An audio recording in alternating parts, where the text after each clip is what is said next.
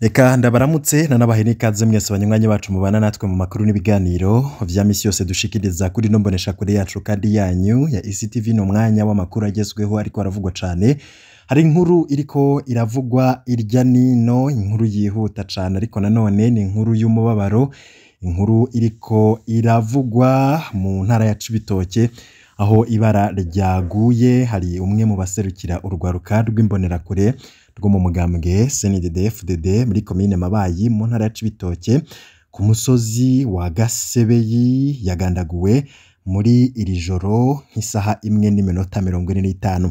Igandagurwa ry'iyi mbonerakure rikaba ririko riravugwa cane muri iyo ntara, ariko nanone ivyoba vyinyegeje inyuma y'igandagurwa ryiwe hakaba harimwo igipfungu gikomeye cane muri komine Mabayi. Imbonerakure yitwa Maisha yarayigandaguwe, niyo nkuru iriko iravugwa cane mu ntara ya Cibitoke. Ni igandagurwa ry'imbonerakure batazira Maisha yarayishwe irashwe. Amakuru adushikira kuntu yishwe ndetse n'uwo bayamurashe turaza kubigaruka ko muri yano makuru. Ni inkuru ije inyuma yaho havugiwe abaroberi babagwanyi uvugwa ko ari intera hamwe ziri mu ishamba ry'ikibira zoba ziriko ziratana mu mitwe n'abasirikare b'u Burundi ndetse n'ibindi vyinshi mwagiye muranyegezwa.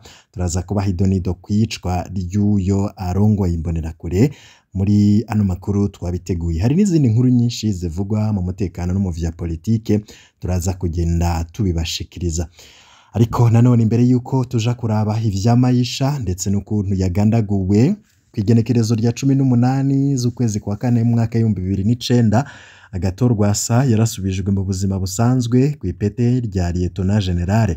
Agathon Rwasa yararongoye Paripehutu FNL no muhari wari watanguye urugamba mu myaka ya za 80. Mu nyuma urigaburamwo amashami menshi, ariko Agathon Rwasa abariwe agumana ishami rikuru. Ayandi mashami yose yari yarahagaritse intambara. Uwo munsi nyene Agathon Rwasa yasubije inkoho yiwe yo mu bwoko bwa Kalashnikov AK-47 ebe n'imyambaro yiwe y'igisirikare. Abasirikare biwe bashika 3500 bahavuye binjizwa mu nzego z'umutekano, 2200 mu gisirikare n'1400 mu gipolisi. Hari abatari bake muri bo ubutegetsi bwahavuye buhindura abakozi biperereza babakoresha guhiga bagenzi babo bahoranye ku rugamba. Hari abandi bahisemwo guhunga inyuma y'amatora ya 2010 bajana na Major Aloys Nzabampema basubira ku rugamba mu mashamba ya Republika Iharanira Intwaro Rusange ya Kongo. Hari n'abandi bahamwe bikomeye baricwa. Tukaba twobibutsa ko abasirikare n'abapolisi bavuye muri FNL ya Rwasa bari mu bantu barenganywa bidasanzwe, aho kugeza ubu usanga abantu bize kaminuza bafise ipete rya kaporare kandi munsi ya kaporare bakaba bafise n'umudogiteri w'umuganga akiri kaporare. Umunsi Lieutenant General Agathon Rwasa asubizwa mu buzima busanzwe ufatwa nk'umunsi intambara yarangira mu Burundi imbere yuko havuka imihari mishasha. Amaze gusubira mu buzima busanzwe, Agathon Rwasa ntiyorohewe mu rugamba rwa politike. Inyuma y'amatora ya 2010 yategerejwe guhunga amara imyaka 3 atazwi iyo anyegeye, ikiringo abanywanyi biwe bishwe ku bwinshi mu ciswe Safisha. Umugambwe wiwe FNL yarawatswe muri myandagaro 2010 uhabwa Emmanuel Miburo na Jacques Bigirimana. Muri 2015 Agathon Rwasa yitavye amatora atagira umugambwe maze afatanya na Iprona irongowe na Charles Nditije bashinga urunani Amizero y'Abarundi. Muri 2019 Agathon Rwasa yaremerewe gushinga umugambwe CNL, ariko nawe nyene ntiworohewe muri kino gihe. Agathon Rwasa ni umushinga amateka kuva muri Mukakaro 2015. Abamukurikiye nabo nyene bagiye barahamwa bidasanzwe. Muri 2009 umukuru w'imbonerakure Ezekiel Nibigira yatanguje urugamba rwo guhiga aba FNL muri Bujumbura Rirare, ico bise Operation Aigle Éveillé. abatari bake barahaguye muri 2010 iperereza rya General Adolphe Nshimirimana ryatanguje Operation Safisha yatumye indongozi nyinshi za FNL zicwa mu mihingo yose y'igihugu. Kuva muri 2015 indiri z'abanywanyi ba FNL na SNL baranyurijwe barabugwa irengero abandi baricwa. Aha ntabwo twokwibagira ko ubu bwicanyi bwa mbere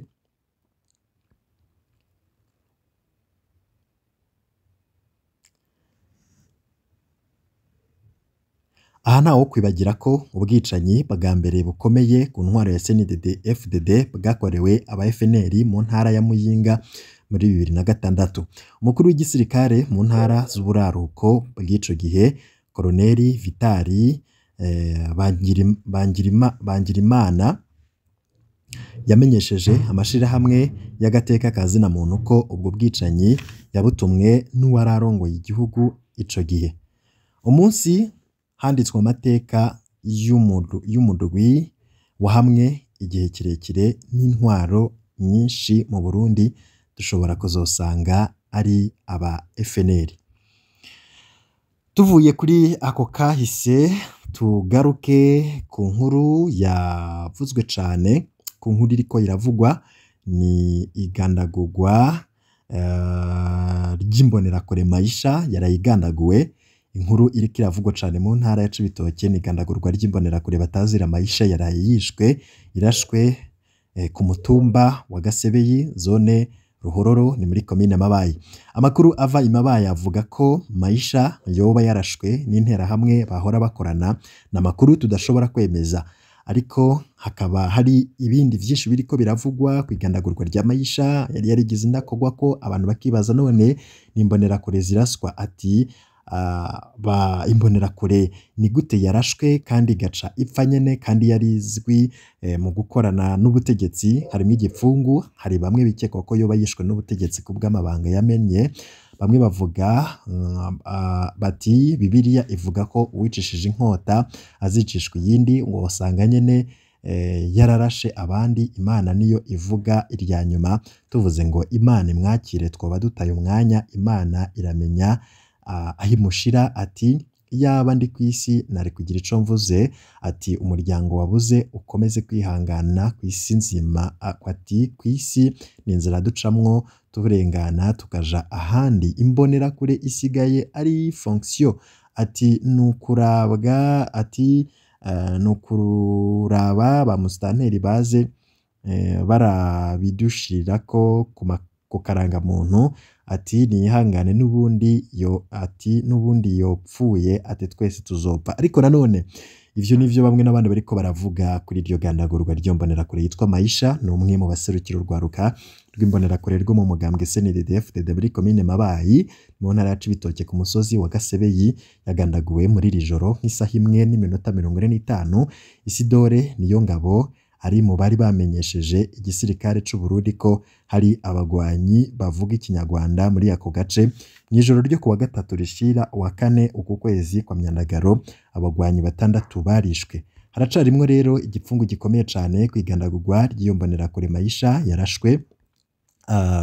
Bati Satani namwakire mu bwami bwiwe kuko yarakoze amabi atagira izina. Ati habaye agasamazi mu kumukora mu jisho. Ati abo abamyishe ni bagenzi we canke se nk'abasirikare b'igihugu kuko hari igipfungu mu rupfu rwiwe. Ati kumbe vya bintu nta brage ibirimwo. Bavuge kare abavyeyi bacu babe baregera Kongo. Ati ibintu ntago vyoroshe muri Mabayi. Ati yemwe amabanga y'akazi. Ati yamenye amabanga y'akazi uyo nico yazize. Ati aho hoho vyararenganye. Imana imwakire mu bwami bwayo nimba yahora ayicira bugufi. Ati imbonerakure nazo zirapfa. Ati biratangaje cyane twari tuzi ko ari ntakogwa ko umugemye urusoro rutomufata. Ati Imana imwakire nagende arabe ukuntu hameze. Ati akazukora niyo igukora. Ati akazukora niyo igukora. Ati agasamazi kazobamara. Ati yamenye amabanga. Ati birababaje cyane pole sana ndabona we yari yaramaze kuronka n'akanoti. Ati none abo banyarwanda bakora iki muri iryo shamba? Ati harimwo igipfungu ntabwo bisiguritse. Ati uyo yishwe n'imbonerakure bagenzi we. Ati hoba hari ivyo atakoze yasabwa canke yaramenye amabanga y'akazi. Ni vyinshi vyagiye biravugwa mu kanya kari buze ntuze kuja kure, turaza kugushikiriza amakuru y'idonido ku rupfu rw'iyo mbonerakure. Turiko turabitegura mu minota mike cane.